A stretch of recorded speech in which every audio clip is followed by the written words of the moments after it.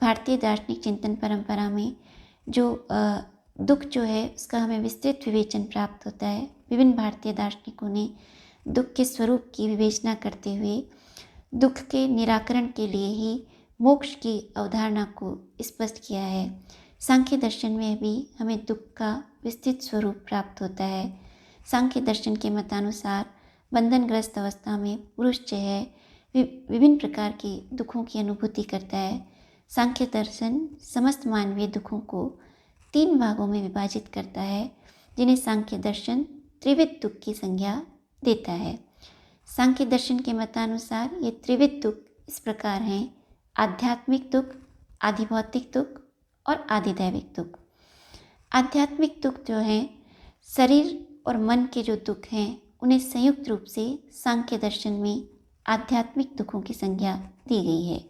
अर्थात शारीरिक एवं मानसिक जो दुख हैं, इन्हें ही सांख्य दर्शन में संयुक्त रूप से आध्यात्मिक दुखों की संज्ञा दी गई है। मानवीय शरीर में वात, पित्त और कफ का एक निश्चित संतुलन होता है, और जब ये संतुलन जो है अव्यवस्थित होता है तो मानवीय शरीर जो है व्याधि से ग्रस्त होता है, और व्याधि से ग्रस्त होने पर मनुष्य को जो कष्ट की अनुभूति होती है उन्हें ही शारीरिक दुख या वेदना की संज्ञा दी गई है। इसी प्रकार काम, क्रोध, ईर्ष्या, द्वेष, घृणा, राग, द्वेष आदि जो मानसिक विकार हैं, इनके कारण जो मानसिक असंतुलन उत्पन्न होता है उसे ही सांख्य दर्शन में मानसिक दुखों की संज्ञा दी गई है। शारीरिक और मानसिक ये दोनों दुख संयुक्त रूप से सांख्य दर्शन में आध्यात्मिक दुख कहलाते हैं।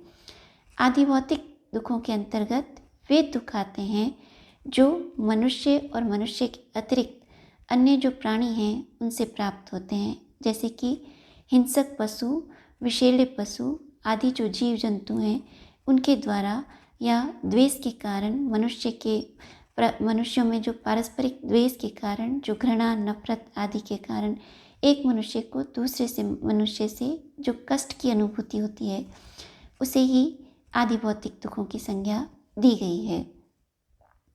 आधिदैविक दुखों के अंतर्गत वे दुख आते हैं जो अति प्राकृतिक सत्ताओं एवं देवीय शक्तियों से उत्पन्न होते हैं, जैसे कि अतिवृष्टि, अनावृष्टि, बाढ़, भूकंप, ग्रह जनित जो प्रकोप हैं, वे सभी आधिदैविक दुखों के अंतर्गत आते हैं। सांख्य दर्शन के मतानुसार संपूर्ण चराचर जगत में मनुष्य जो है इन 3 दुखों से पीड़ित है। प्रत्येक मनुष्य किसी न किसी रूप में इन तीनों दुखों से पीड़ित है। सांख्य दर्शन के मतानुसार प्रत्येक मनुष्य प्रत्यक्षतः या परोक्षतः आध्यात्मिक, आधिभौतिक और आधिदैविक दुख से किसी न किसी रूप में पीड़ित है। इन त्रिविध दुखों से पीड़ित होने पर मनुष्य के मन में एक स्वाभाविक जिज्ञासा उत्पन्न होती है कि क्या मानवीय जीवन में इन दुखों का अंत किया जा सकता है या नहीं। दुखों के निराकरण या निरोध के लिए हमें इस संसार में 2 प्रकार के उपाय दृष्टिगत होते हैं, एक लौकिक उपाय और एक अलौकिक उपाय। लौकिक उपाय, जैसा कि अभी स्पष्ट किया, कि जो शारीरिक दुख हैं, जिसके अंतर्गत शारीरिक व्याधियाँ आती हैं, इसमें हम देखते हैं कि मनुष्य जब किसी शारीरिक व्याधि से ग्रस्त होता है, जो चिकित्सा शास्त्र के द्वारा उसका उचित उपचार करके उसको उचित औषधि प्रदान कर उसकी व्याधि का निराकरण करने का प्रयास किया जाता है। इसी प्रकार ग्रह जनित एवं अन्य दुख जो हैं उनके लिए कुछ अलौकिक उपाय भी हैं, जैसे कि उपासना, मंत्र जाप, यज्ञ आदि। सांख्य दर्शन का मत है कि यद्यपि जो लौकिक और अलौकिक उपाय हैं उनसे दुखों का कुछ समय के लिए निवारण किया जा सकता है, किंतु जो दुखों की आत्यंतिक और एकांतिक निवृत्ति है वह न तो लौकिक उपायों से संभव है और न ही अलौकिक उपायों से संभव है। सांख्य दर्शन में जो दुखों की निवृत्ति के लिए आत्यंतिक और एकांतिक ये 2 शब्द आए हैं, आत्यंतिक का यहाँ अभिप्राय ये है कि मानवीय जीवन से पूर्णतया दुखों की निवृत्ति, और एकांतिक का अभिप्राय है सदैव के लिए। अर्थात क्या ऐसे उपाय हैं जिनके द्वारा मानवीय जीवन में दुखों की आत्यंतिक एवं एकांतिक निवृत्ति की जा सकती है या नहीं। सांख्य दर्शन में मानवीय जीवन की इसी जिज्ञासा को अभिव्यक्त करते हुए सांख्य कारिकाकार ईश्वर कृष्ण जो है स्पष्ट करते हैं कि दुख त्रयाभिघातात् जिज्ञासा तद अपघात के हेतु दृष्टि सा अपार्था चेत न एकांतात् अत्यंतो अभावात्।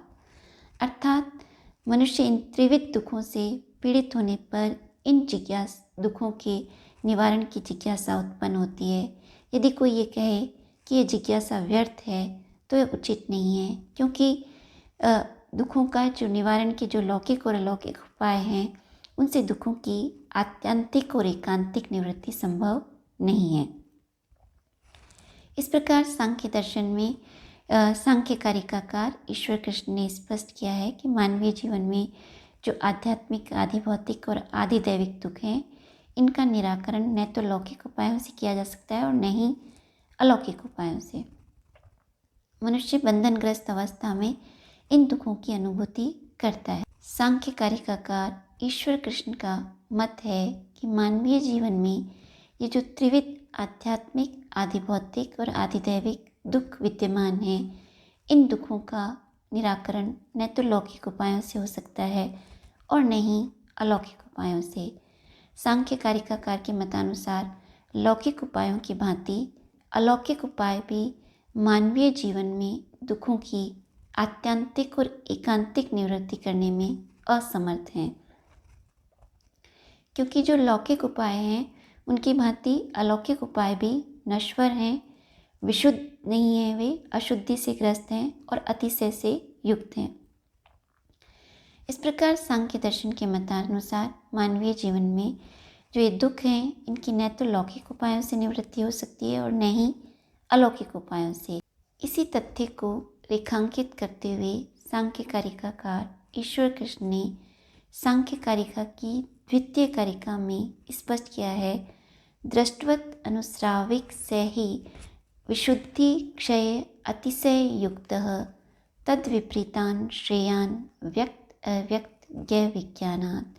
अर्थात दृष्टवत् अनुस्राविक, यहाँ जो दृष्टवत् शब्द जो है वह लौकिक उपायों के लिए और अनुस्राविक शब्द जो है अलौकिक उपायों के लिए प्रयुक्त हुआ है। सांख्य कारिकाकार के मतानुसार लौकिक उपायों की भांति अलौकिक उपाय भी जो हैं अशुद्धि, क्षय और अतिशय से युक्त हैं। अर्थात जिस प्रकार लौकिक उपाय जो हैं अशुद्धि यानी अशुद्ध हैं, उन्हें विशुद्ध नहीं कहा जा सकता, उसी प्रकार अलौकिक उपाय भी जो हैं पूर्ण रूपेण शुद्ध नहीं है, क्योंकि यदि किसी भी प्रकार का कोई यज्ञ किया जाता है तो उसमें किसी न किसी प्रकार की कोई हिंसा होती है।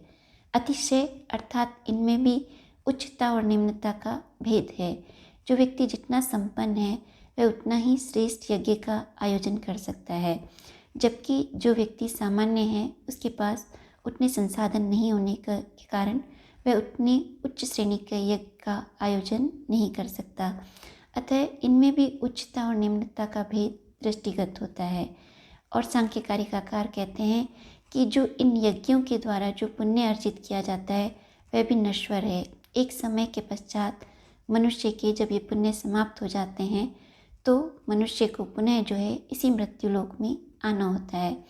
इस प्रकार सांख्य दर्शन के मतानुसार जो अलौकिक उपाय हैं वे भी अशुद्ध, अतिशय और नश्वरता से युक्त हैं। इसलिए सांख्य कारिकाकार कहते हैं कि इनके विपरीत जो है व्यक्त, अव्यक्त और पुरुष का जो तत्व ज्ञान है, अर्थात पुरुष और प्रकृति के मध्य भेद का विवेक ज्ञान होने पर ही मानवीय जीवन में दुखों की आत्यंतिक और एकांतिक निवृत्ति संभव है।